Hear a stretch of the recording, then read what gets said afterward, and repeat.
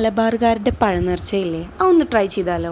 അതിനായിട്ട് 2 പഴം എടുത്തിട്ടുണ്ട്. പഴത്തിൻ്റെ സൈഡിൽ നിന്ന് ഒരു പോർഷൻ കട്ട് ചെയ്ത് മാറ്റുക ഇതുപോലെ. എന്നിട്ട് അതിന് ശേഷം ഒരു ബൗൾ വെക്കുക. 2 ടീസ്പൂൺ മൈദ, 2 ടീസ്പൂൺ പഞ്ചസാര, ആവശ്യത്തിന് വെള്ളം ചേർത്ത് നന്നായി മിക്സ് ചെയ്തെടുക്കുക. ഇതുപോലെ നല്ല തിക്കായിട്ട് വേണം ബാറ്റർ തയ്യാറാക്കാൻ വേണ്ടിയിട്ട്. അതിന് ശേഷം നമ്മളിതാ ഇതിലത്തെ ഫില്ലിങ് റെഡിയാക്കിയിട്ടുണ്ട്. കിസ്മിസ്, കാഷ്നട്ട്, തേങ്ങ നെയ്യിലിട്ട് വാട്ടിയെടുത്തിട്ടുണ്ട്. അത് ആദ്യം തന്നെ സ്റ്റോർ ചെയ്ത് വെച്ചിട്ടുണ്ടായിരുന്നു. ഇനിയിപ്പോൾ എന്താ പണി, ആ ഫില്ലിങ് അതിലാണ്ട് നിറച്ച് കൊടുക്കുക. ഒട്ടും ഗ്യാപ്പില്ലാതെ ഫുള്ള് ഫില്ല് ചെയ്ത് കൊടുക്കുക. അങ്ങനെ ഫില്ല് ചെയ്ത് കഴിഞ്ഞിട്ടുണ്ടെങ്കിൽ ബാറ്റർ അതിന് മുകളിൽ തേച്ച് കൊടുക്കുക. ഇത് ഫില്ലിങ്സ് പുറത്തു പോകാതിരിക്കാനാട്ടോ. അപ്പോൾ എണ്ണ ചൂടായി വന്നിട്ടുണ്ട്. പഴം ഇട്ട് കൊടുക്കുക. പഴം ഇട്ട് കൊടുത്തു കഴിഞ്ഞാൽ അപ്പുറം ഇപ്പുറം മറിച്ചിട്ടിട്ട് ഫ്രൈ ചെയ്തെടുക്കാം.